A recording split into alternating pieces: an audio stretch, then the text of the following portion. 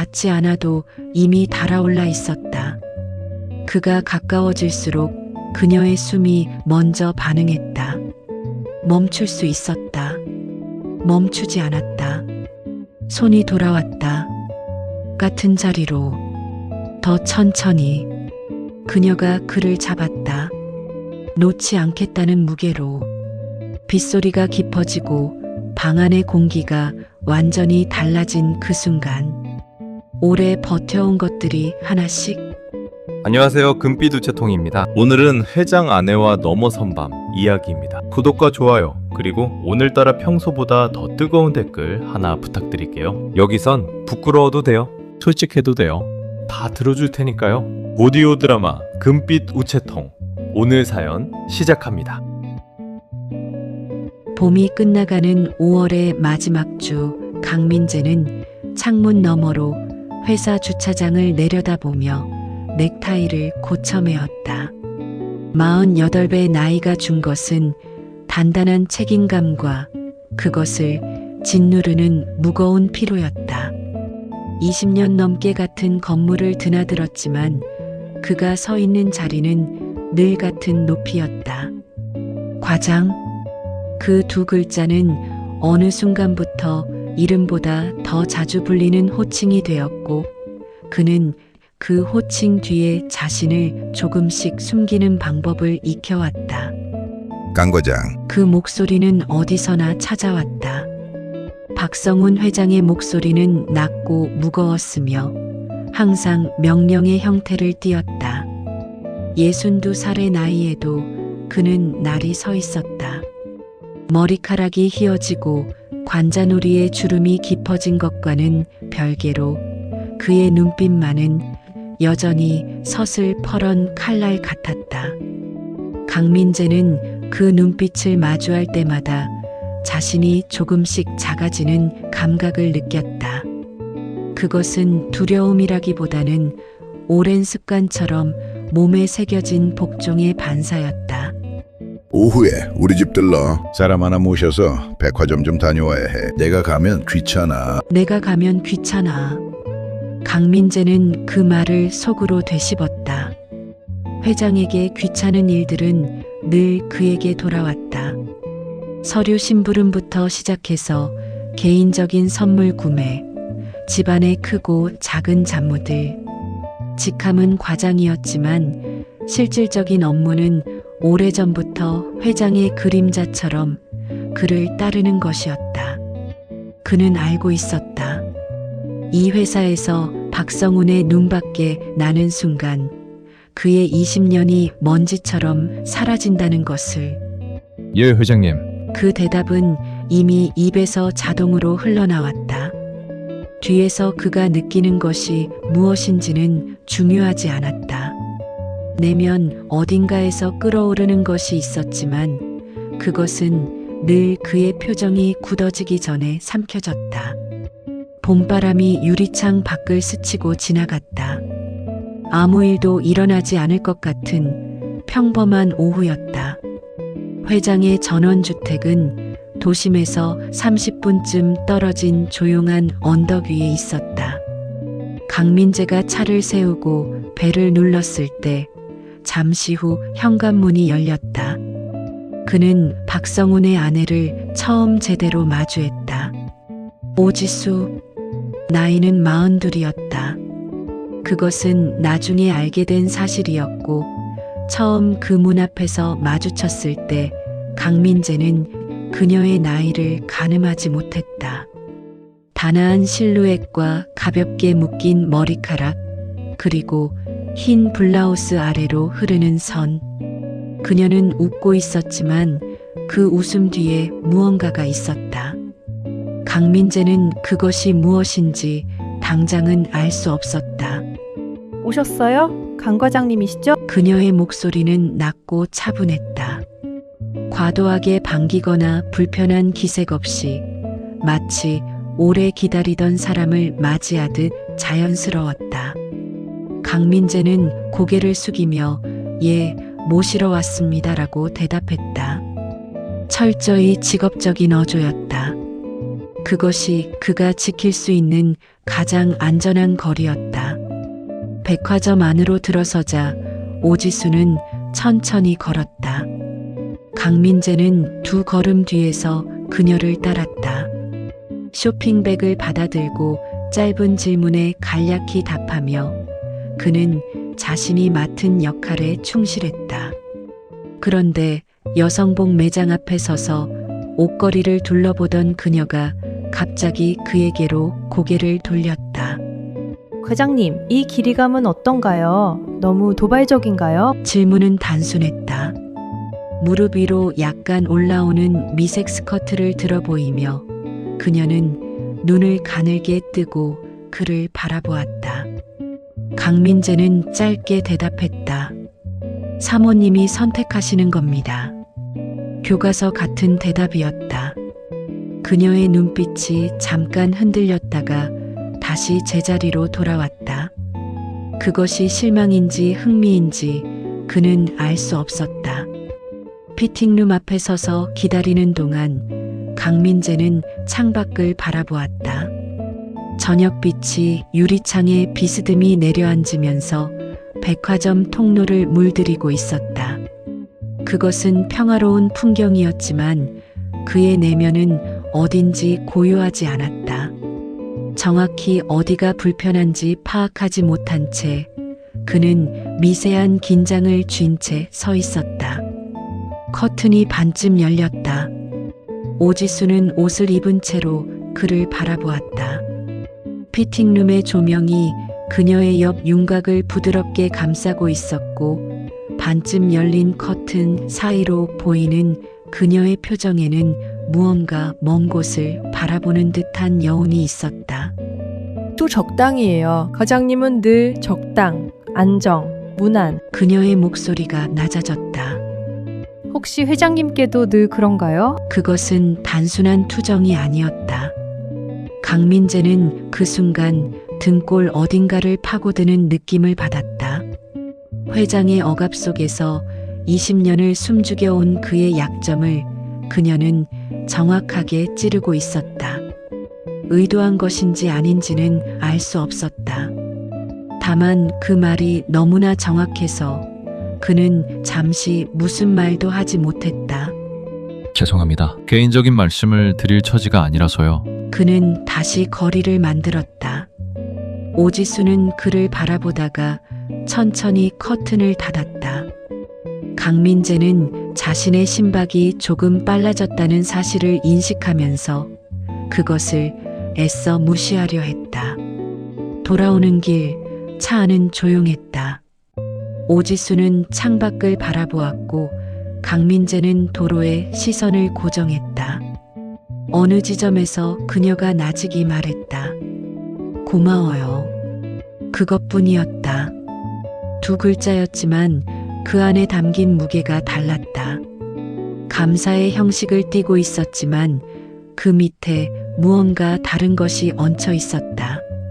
강민재는 별 말씀을 요라고 답하고 다시 도로를 바라보았다. 집으로 돌아오는 내내 그는 그 질문을 떠올렸다. 혹시 회장님께도 늘 그런가요? 그것이 그를 건드린 이유는 간단했다. 사실이었기 때문이다. 그는 박성훈 앞에서 늘 적당했고 늘 무난했다. 그 무난함이 20년의 안전을 보장해 주었지만 그것이 동시에 무언가를 갉아먹고 있다는 사실을 그는 오랫동안 외면해왔다. 그날 밤 강민재는 오지수의 얼굴을 떠올리지 않으려 했다. 떠올리면 안 되는 이유가 명확했다. 그녀는 박성훈의 아내였고 박성훈은 그의 모든 것을 좌우할 수 있는 사람이었다. 그 경계는 침범해서는 안 되는 것이었다. 그런데도 그 질문은 자꾸만 돌아왔다. 혹시 회장님께도 늘 그런가요? 강민재는 눈을 감았다. 내면의 어딘가에서 처음 보는 문이 하나 열리려 하고 있었다. 그는 그 문을 닫으려 했다. 아직은 닫을 수 있었다. 그로부터 2주가 지났다. 회장의 지시는 또 왔다. 오지수 좀 모시고 나가. 이번엔 갤러리 쪽으로. 강민재는 같은 대답을 했다. 예, 회장님. 그 사이에 그는 오지수를 생각하지 않으려 했고 어느 정도는 성공했다고 믿었다. 그러나 전원주택 앞에 차를 세우고 벨을 눌렀을 때 그 믿음이 얼마나 얕은 것이었는지 그는 깨달았다. 문이 열렸다. 오지수는 이번에 어두운 색의 재킷을 걸치고 있었다. 몸선을 따라 흐르는 도시적인 실루엣이었고 걸음을 옮길 때마다 재킷의 옷감이 미세하게 반응했다. 강민재는 시선을 내렸다가 다시 올렸다. 그것은 무의식적인 움직임이었지만 그는 그 사실을 인지하고 있었다. 갤러리 안은 조용했다. 두 사람은 전시 작품 앞에 나란히 서서 그림을 바라보았다. 오지수는 말이 없었다. 강민재도 말이 없었다. 그런데 그 침묵이 불편하지 않았다. 그것이 이상했다. 그는 평소에 말이 없는 침묵이 불편했다. 무언가를 채워야 한다는 압박을 느꼈다. 그런데 그녀와의 침묵은 달랐다. 이 그림 마음에 드세요? 오지수가 먼저 말했다. 강민재는 그림을 바라보았다. 짙은 푸른색 배경에 작은 빛 하나가 떠 있는 추상화였다. 고요한 것 같은데 쓸쓸하기도 하네요. 그는 솔직하게 말했다. 오지수가 그를 바라보았다.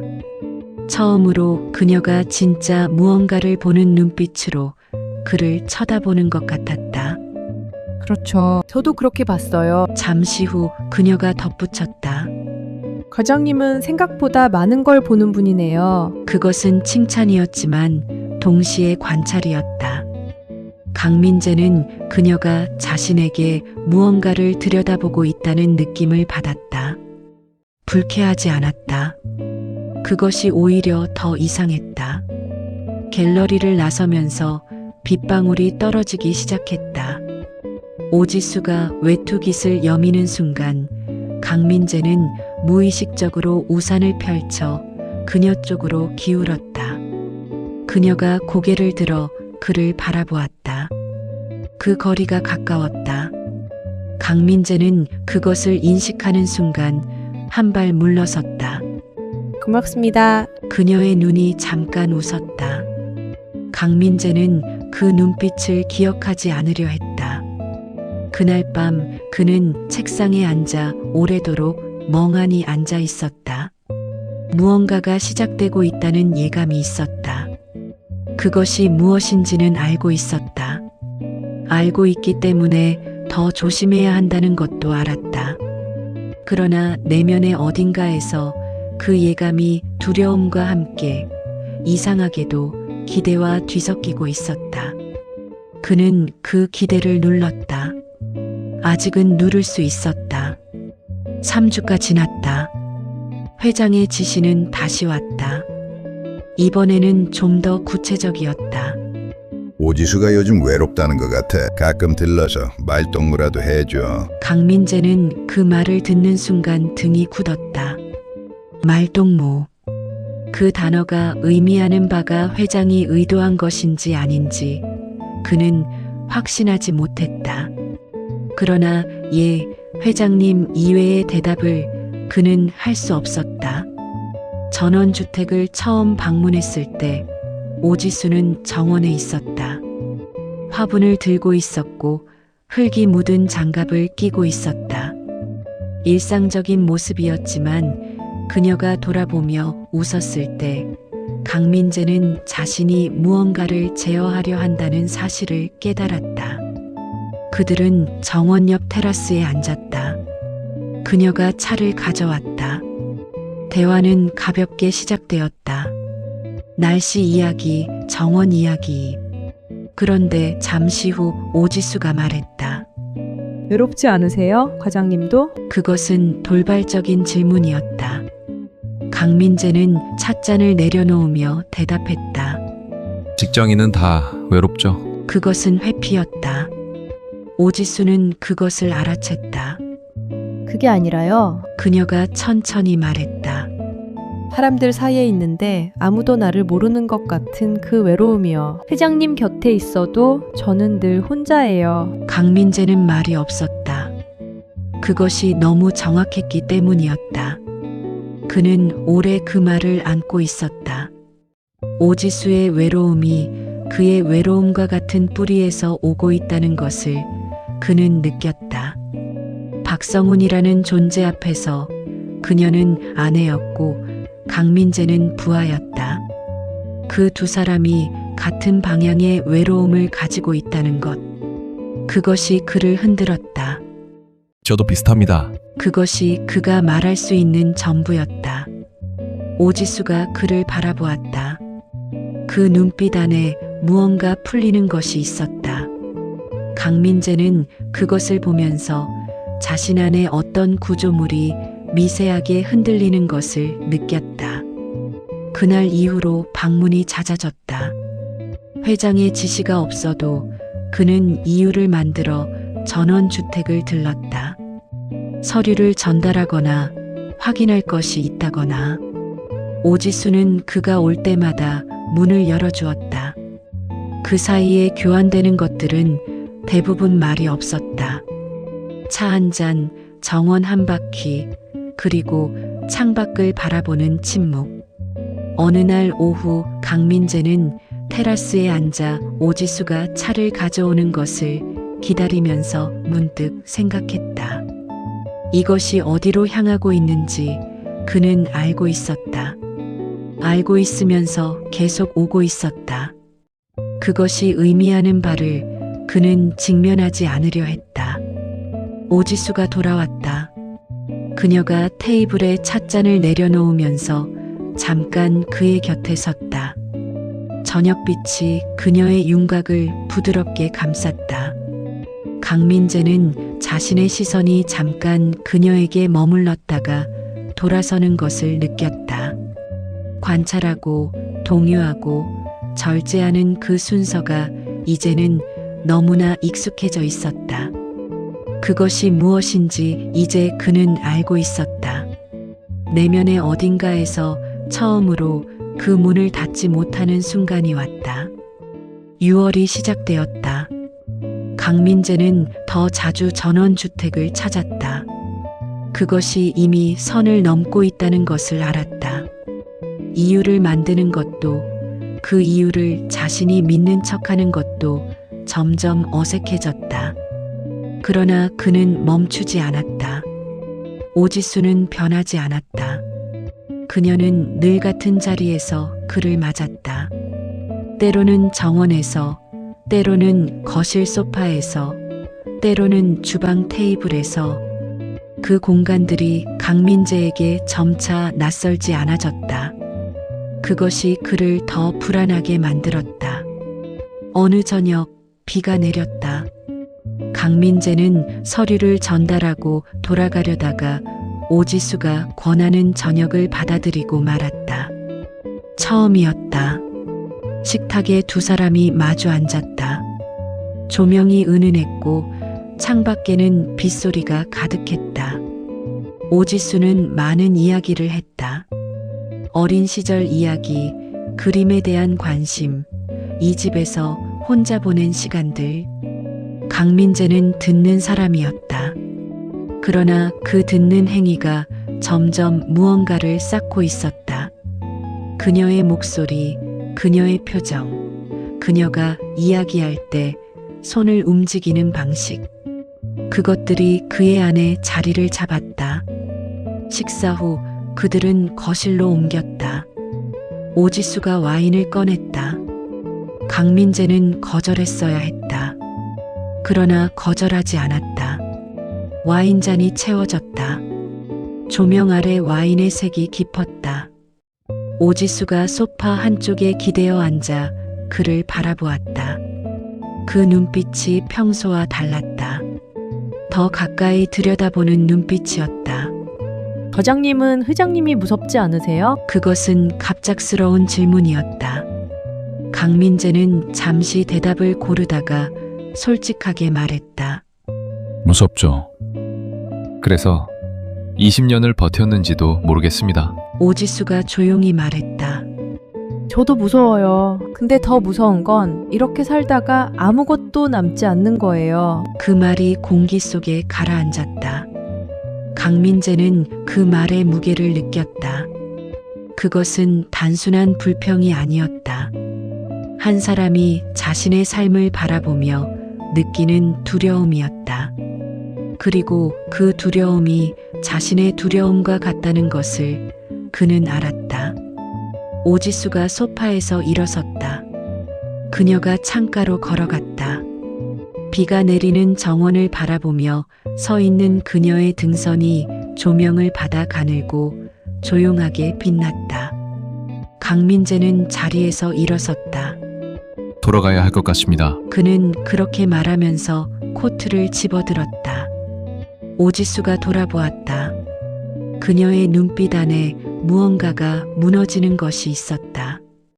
그것을 보는 순간 강민재의 발이 멈췄다. 또 혼자 있으라고요? 그 목소리는 낮았다. 강민재는 코트를 들고 선 채로 대답하지 못했다. 오지수가 한 발 그에게로 걸어왔다.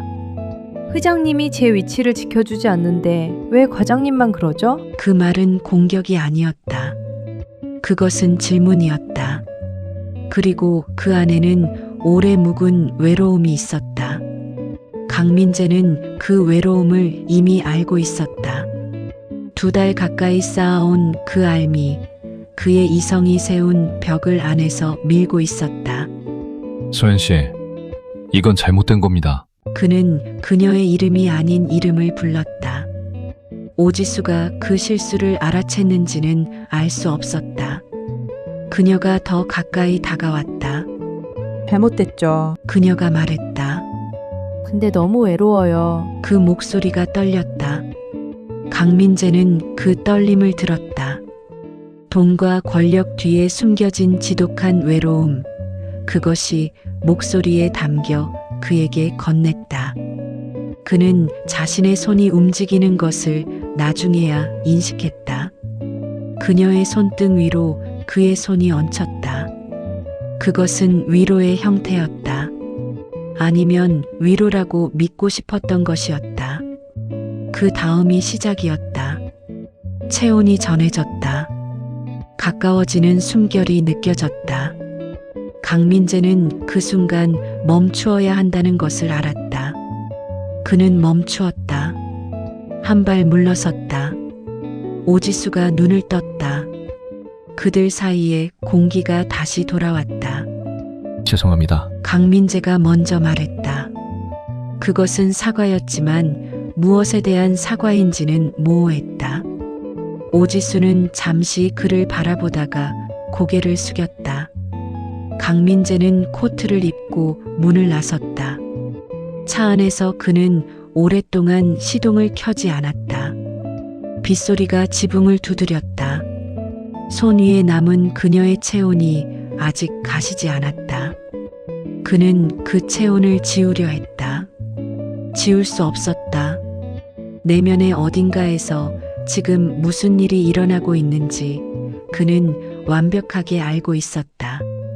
그것을 알면서도 그가 그날 문을 나선 것은 두려움 때문이었다. 그러나 그 두려움이 그가 느끼는 것들을 소거하지는 못했다. 그로부터 일주일이 지났다. 강민재는 오지수에게 연락하지 않았다. 회장의 지시가 없으면 이유가 없었고 이유를 만들지 않으려 했다. 그 일주일 동안 그는 자신의 내면에서 벌어지는 전쟁을 조용히 치렀다. 한쪽에서는 그날의 기억이 계속 돌아왔다. 빗소리, 체온, 떨리는 목소리. 다른 한쪽에서는 박성훈의 눈빛이 있었다. 그 눈빛은 항상 이겼다. 그런데 회장이 전화를 했다. 이번 주 금요일에 접대가 있어. 오지수가 동석해야 하는데 내가 먼저 자리를 비울 것 같아. 오지수, 잘 부탁해. 강민재는 그 말을 들으면서 눈을 감았다. 예, 회장님. 이번에도 그 대답은 자동으로 나왔다. 금요일 저녁 식당에서 접대가 끝나고 회장이 먼저 자리를 떴다. 오지수와 강민재는 주차장으로 나섰다. 강민재가 차 문을 열어주며 먼저 탑승을 권했다. 오지수가 차에 타기 전에 그를 바라보았다. 그 눈빛이 달랐다. 일주일 전의 것과 그 이전의 모든 것과 달랐다. 그 안에는 무언가 다른 감정이 있었다. 강민재는 그것을 읽었다. 그리고 그것이 자신 안에 무언가를 건드린다는 것을 알았다. 과장님, 그녀가 조용히 불렀다. 그는 대답하지 않았다. 그러나 발이 움직이지 않았다.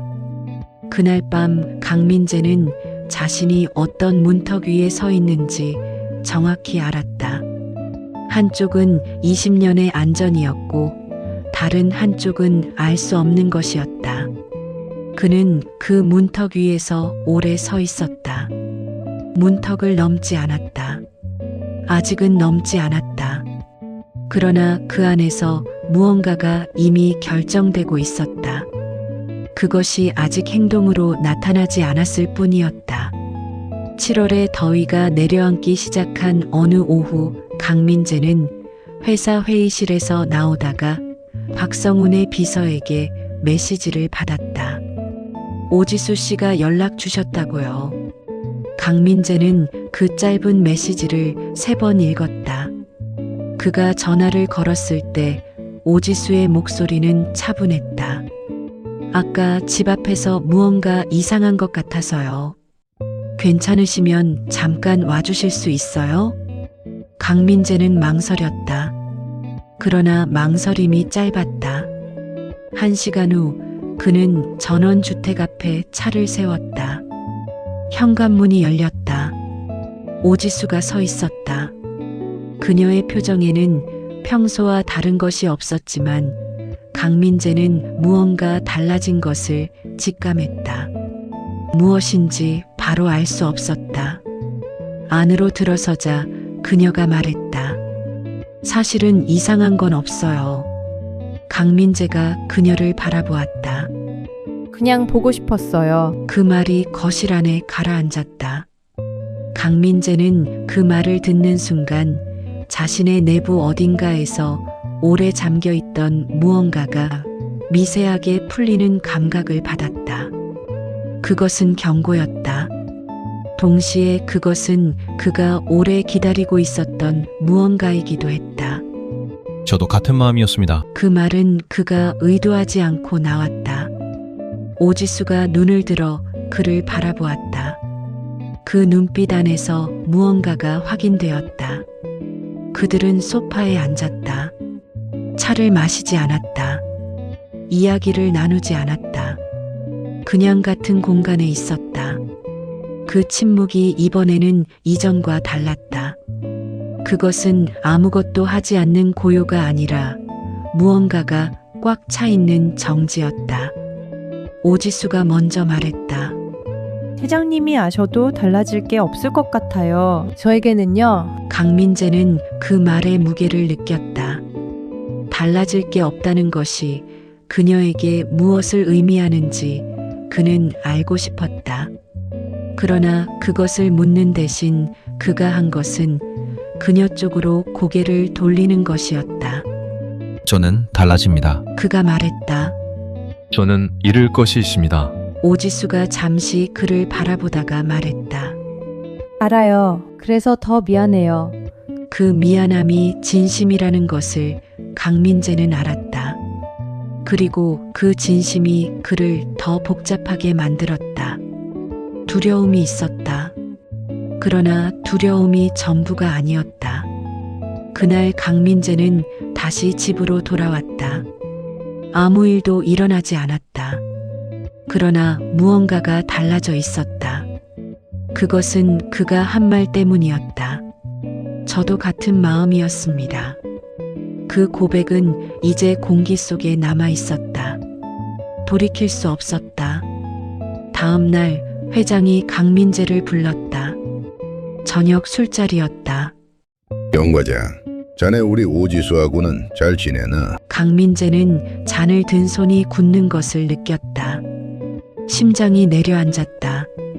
박성우는 흐릿하지만 번뜩이는 눈으로 그의 어깨를 치며 말했다. 내 집은, 내 아내는 다 네 손에 맡겨도 되지 않겠나? 그것은 농담이었다. 아니면 농담의 형태를 빌린 무언가였다. 강민재는 웃음을 만들어내며 잔을 들었다. 등줄기에 식은땀이 흘렀다. 이 사람이 이미 알고 있는 것인가? 아니면 정말 아무것도 모르는 것인가? 그 불확실성이 며칠 동안 강민재를 짓눌렀다.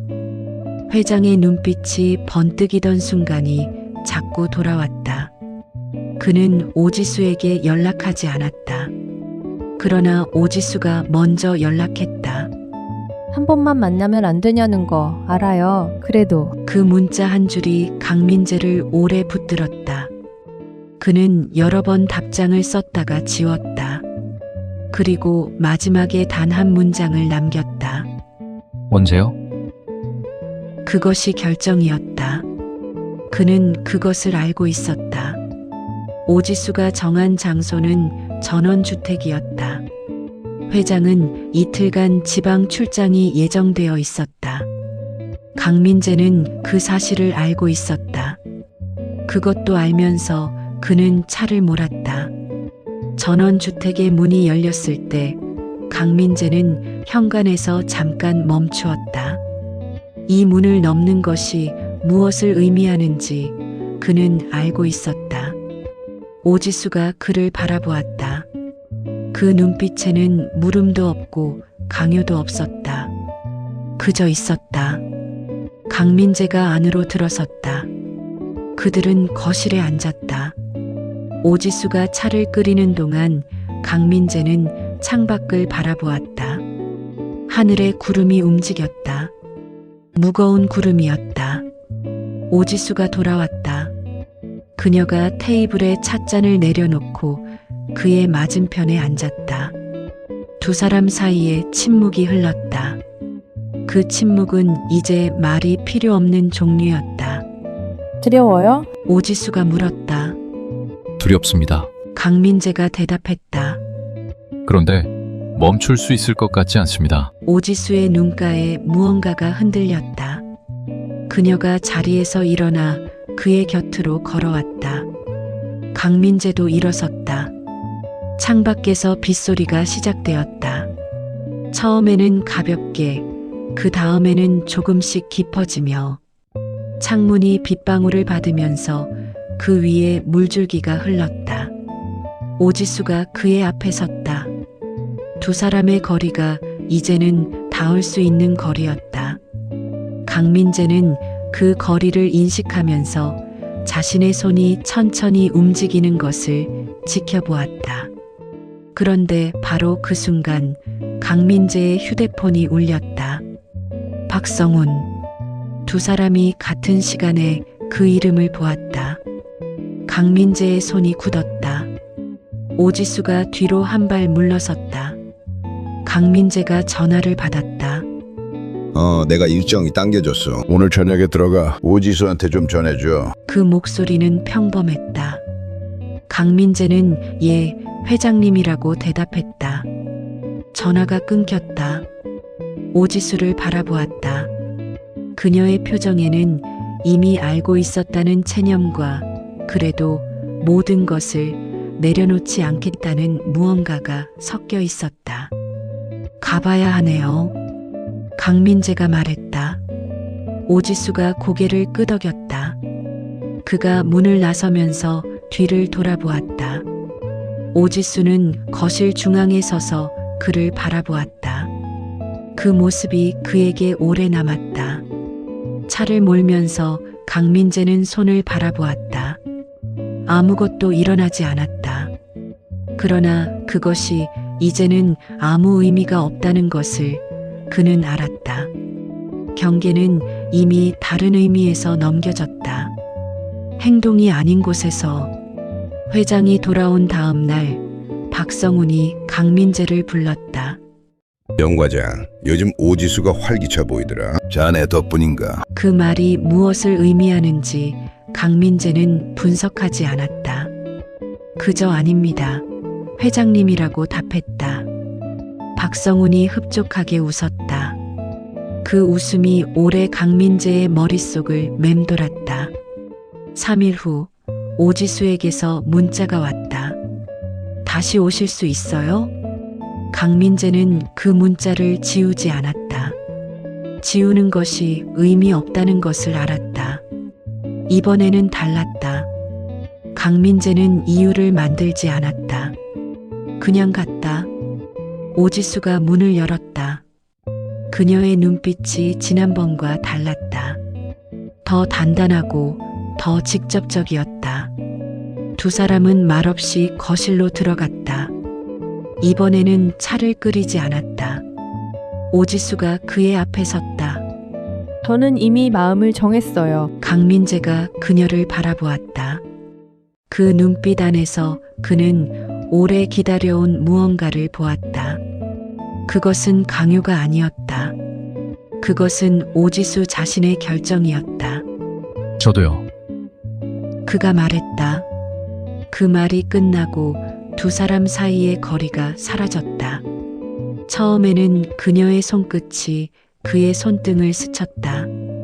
의도한 것인지 아닌지 알 수 없는 접촉이었다. 그러나 그 순간 닿지 않았는데 먼저 달아오르던 공기가 이제는 실제 체온으로 채워지기 시작했다. 강민재는 그 열이 손끝에서 시작해 팔목을 타고 어깨까지 번지는 것을 느꼈다. 오래 잠겨있던 밸브가 처음으로 조금씩 풀리는 감각이었다. 그 촉각이 시작이었다. 강민재는 그녀의 손을 천천히 감쌌다. 손바닥이 맞닿으면서 두 사람의 체온이 하나의 온도로 섞였다.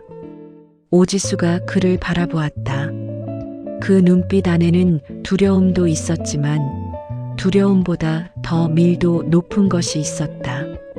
강민재는 그 밀도를 느끼면서 자신의 호흡이 얕아지는 것을 인식했다. 그들이 가까워지면서 창밖에 바람이 일었다. 정원의 나뭇잎들이 낮게 흔들렸다. 강민재는 그 순간 자신이 어떤 경계를 넘어서고 있는지 알았다. 그리고 멈출 수 없다는 것도 알았다. 버티던 기준이 느슨해지고 판단보다 감각이 앞서는 전환. 그것은 경고 없이 꺼져버린 안전장치처럼 왔다. 안쪽에서 오랫동안 견디던 힘이 더는 유지되지 않는 이완이었다. 오지수의 숨결이 가까워졌다. 그 숨결이 그의 뺨에 닿기 직전 강민재는 자신 안의 마지막 망설임이 조용히 끊어지는 것을 느꼈다. 더 버틸 명분이 사라졌다. 선을 넘겼다는 사실이 확정되는 지점을 그는 명확히 인식했다. 그리고 그 인식보다 감각이 먼저였다. 입술이 닿았다. 처음에는 가볍게 시험하듯, 그 다음에는 더 깊게 되돌아오듯. 강민재는 그 다음이 반복되면서 오지수의 숨소리가 달라지는 것을 느꼈다. 그녀의 손이 그의 팔을 잡았다. 처음에는 가볍게, 그 다음에는 놓지 않겠다는 무게로. 창밖에 빗소리가 시작되었다. 처음에는 한 방울씩, 그 다음에는 지붕 전체를 두드리는 낮고 규칙적인 리듬으로. 두 사람이 깊어지면서 방 안의 공기가 달라졌다. 강민재는 오지수를 가까이 당기면서 그녀의 체온이 자신의 가슴으로 전해지는 것을 느꼈다. 그 온도가 2달 가까이 억눌러온 것들을 하나씩 녹였다.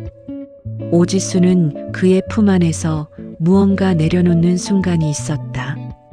그녀의 몸에서 긴장이 빠져나가고 그 자리에 다른 종류의 압력이 들어찼다. 두 사람 사이에 남아있던 마지막 거리가 사라졌다. 처음에는 손이 먼저 말했다. 표면을 시험하듯 지나가는 느린 움직임, 힘을 주지 않고 확인만 하는 경유. 오지수가 반응했다. 그 반응을 따라 강민재의 움직임이 조금씩 조정되었다. 강해지지 않고 오히려 정교해졌다. 미세한 반응 하나를 놓치지 않으려는 집중이었다. 멀어졌다가 다시 가까워지는 리듬이 생겼다. 그 리듬이 오래 지속되면서 오지수의 호흡이 점점 짧아졌다. 강민재는 그 짧아지는 호흡을 들으며 자신 안의 밀도가 달라지는 것을 느꼈다. 단단하던 무언가가 내부에서 허물어지고 그 자리에 다른 종류의 단단함이 차올랐다. 오지수가 그를 더 가까이 당겼다. 두 사람은 이제 같은 온도 안에 있었다. 두 물줄기가 마침내 하나의 흐름으로 합쳐지는 순간이 왔다. 오래 분리된 채 각자의 강바닥을 흘러오다가 그 경계가 사라지고 하나의 바다를 향해 가속하는 순간, 강민재는 그 안에서 가뭄 끝에 첫 빗방울이 대지를 적시는 것처럼 오랫동안 메말랐던 내부 어딘가가 젖어드는 감각을 받았다. 오지수가 그의 이름을 부르지 않았다. 그러나 그것이 오히려 더 완전한 부름이었다. 오래 잠근 채 버티던 공간이 마침내 비워지고 그 공백 안에 다른 것이 채워지고 있었다.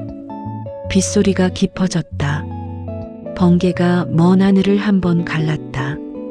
그 빛이 방 안을 순간적으로 물들였다가 사라졌다. 두 사람은 그 고요 안에 있었다. 폭풍이 대지를 가장 깊이 적시는 그 정점에서 모아두었던 것이 더는 안에 머물지 않는 순간이 왔다. 고여있던 압력이 외부로 빠져나가고 그 자리에 갑작스러운 고요가 내려앉았다. 강민재는 그 고요를 느끼면서 오지수를 더 가까이 안았다. 더는 긴장이 요구되지 않는 정지가 두 사람을 함께 감쌌다. 비는 오래 내렸다. 그 소리가 방 안을 가득 채웠다. 한참이 지났다. 강민재는 창밖을 바라보았다. 비가 여전히 내리고 있었다. 오지수가 그의 옆에 있었다. 그녀가 조용히 말했다. 우린 이미 깊이 들어왔어요. 강민재는 그 말을 듣고 잠시 눈을 감았다. 돌아갈 수 없다는 거 알아요. 그것은 질문이 아니었다. 그것은 두 사람이 같이 서 있는 곳을 확인하는 말이었다. 강민재는 대답 대신 창밖을 바라보았다. 비는 계속 내렸다. 그날 이후 2주가 지났다. 강민재와 오지수는 계속 만났다. 그 만남은 이전과 달랐다. 이전에는 가능성이었지만 이제는 사실이었다. 그 사실이 두 사람 모두를 짓눌렀다. 기쁨과 두려움이 같은 무게로 존재했다. 강민재는 회장의 눈빛을 피하는 기술이 늘었다. 자연스러운 표정을 유지하는데 익숙해졌다. 그러나 익숙해질수록 더 불편해졌다. 이중의 감각이었다. 회장 앞에서 완벽하게 정상적으로 행동할수록 그것이 자신을 갉아먹는다는 것을 그는 알았다. 오지수는 달랐다. 그녀는 오히려 더 자유로워진 것처럼 보였다. 아니면 그렇게 보이려 했다. 강민재는 그것이 어느 쪽인지 확신하지 못했다. 어느 날 오후 오지수가 그에게 말했다. 과장님 없이는 못 버티는 것 같아요. 그 말이 강민재를 멈추게 했다. 그것은 고백이었지만 동시에 더 깊은 곳으로 끌어들이는 말이기도 했다. 그는 그 말 안에 있는 두 가지를 동시에 느꼈다. 진심과 그 진심이 가져오는 무게. 저도 같은 상황입니다. 그는 그렇게만 말했다. 오지수가 그를 바라보며 미소를 지었다. 그 미소가 달콤했다. 동시에 그 달콤함 안에 무언가 조이는 것이 있었다. 강민재는 그것을 느끼면서도 그 자리에 있었다. 그것이 덫이라면 그는 이미 그 안에 있었다. 8월이 되었다. 강민재는 결단을 내리기로 했다. 이것이 계속될 수 없다는 것을 알고 있었다. 그것은 단순한 도덕적 판단이 아니었다. 현실적인 인식이었다. 이 관계가 언제까지 숨겨질 수 있는지 그는 알 수 없었다. 그리고 박성훈이 그것을 알게 되었을 때 어떤 일이 일어날지 그는 너무 잘 알았다. 그는 오지수에게 문자를 보냈다. 최한 씨, 이제 그만합시다. 우리는 잘못된 길에 서 있습니다. 그 문자를 보내고 그는 핸드폰을 내려놓았다. 해방감을 기대했다. 오지 않았다. 그 대신 무거움이 내려앉았다. 그것이 옳은 결정이라는 것을 알면서도 무언가를 자르는 통증이 있었다. 답장이 왔다. 놓아준다고요? 과장님, 그게 쉬울까요? 저는 이제 과장님 없이는 못 버티는데. 강민재는 그 문장을 두 손으로 핸드폰을 감싸쥐고 오래 바라보았다. 그녀의 외로움은 진심이었다. 그것을 그는 알고 있었다. 그 진심이 이제 그를 조이고 있었다. 그는 결단이 단순하지 않다는 것을 깨달았다.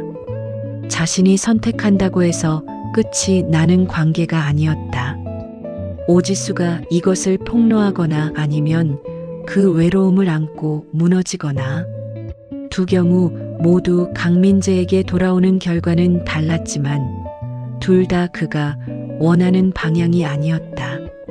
그는 오랫동안 그 문자를 바라보았다. 그리고 다음 날 아침 그는 전원주택 앞에 서 있었다. 오지수가 문을 열었다. 그녀의 눈이 그를 보았다. 그 눈빛 안에 어젯밤의 문자가 있었다. 그리고 그럼에도 불구하고 그가 왔다는 사실이 있었다. 강민재가 안으로 들어섰다. 그는 말이 없었다. 오지수도 말이 없었다. 두 사람은 창가에 나란히 서서 정원을 바라보았다. 여름이 끝나가고 있었다. 나뭇잎들이 아직 푸르렀지만 그 안에 어딘가 피로가 있었다. 어제 그 문자. 오지수가 먼저 말했다. 알고 있어요. 맞는 말이에요. 강민재가 그녀를 바라보았다. 그래도 과장님이 왔잖아요. 그것이 사실이었다. 강민재는 그 사실을 부정하지 않았다. 모르겠습니다. 그가 말했다. 끊어내야 한다는 것과 끊어낼 수 없다는 것을 동시에 알고 있습니다. 오지수가 그의 말을 듣고 잠시 후 고개를 끄덕였다. 그녀도 같은 자리에 있었다. 두 사람 모두 같은 모순 안에 서 있었다. 그럼 어떻게 할 거예요? 그 질문에 강민재는 대답하지 못했다. 창밖에 가을이 오고 있었다. 나뭇잎들이 조금씩 색을 바꿀 것이었다. 두 사람이 어디로 향할지 그것은 아직 결정되지 않았다. 강민재는 그 불확실성 안에 서 있었다. 그것이 두렵기도 하고 이상하게도 살아있다는 감각을 주기도 했다. 20년을 같은 자리에서 같은 방향을 바라보며 살았던 그가 처음으로 어디로 향할지 모르는 곳에 서 있었다. 오지수가 그의 손을 가볍게 잡았다. 강민재는 그 손을 잡지도 놓지도 않았다. 그냥 그 상태로 있었다. 창밖의 정원에 바람이 지나갔다. 오늘 이야기 어떠셨나요? 당신이라면 이 순간 어떤 선택을 했을까요? 솔직한 생각, 부끄러운 고백, 뜨거운 상상, 댓글로 마음껏 풀어놓아 주세요. 여기선 다 들어줄게요. 판단도 비난도 없어요. 지금까지 금빛 우체통이었습니다. 오늘도 함께 해주셔서 감사합니다.